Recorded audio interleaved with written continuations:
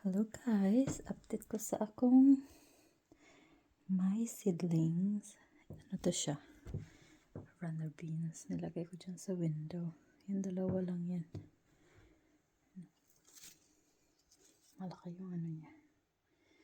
At saka, mayroon akong sa toilet ko kasi siya nilagay. Yung king. Kasi yung toilet na to, hindi to ginagamit. Ito yung aking kalabasa. Ayan, malaki na siya. At ito naman ang aking tomato. This is my tomato. And then I have this one. Look at my okra.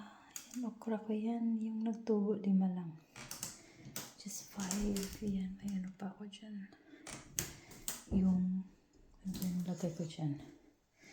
At saka ito yung beans ko. I think that's what is this yan? Beans sinada yan, sweet pea. Yan, sweet pea. At saka ang aking ayan, natubo na din. Ano yan siya? I think that's my dahlia. And then the other one is a straw flower. Ito ko natubo na din siya. Yung aking hindi pa natubo. May nilagay ako dyan, hindi pa natubo. At saka this one, I just started it now also. Uy, ang aking tugabang. Hindi pa natubo. Kailan kaya yan? At saka another tomato. Natubo na siya. Lagay ko yan sa allotment ko. And then, yung alugbati. Yan, 2 pa lang yung natubo. That's the red one. And then that's the green one. Yung green na alugbati. Ang yun sa atin. Lagay ko muna dyan. Baka maano ko dun. 2 pa lang. Hey, what's this?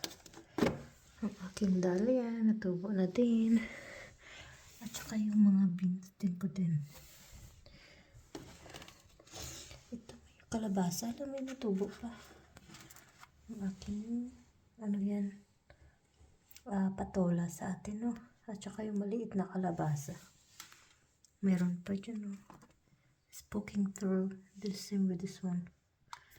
So, update ko. Soon I will transplant them when the weather is getting warmer. Sa toilet to namin. Hindi kasi ito nagamit. Isisidis ko muna kasi still cold sa binili ko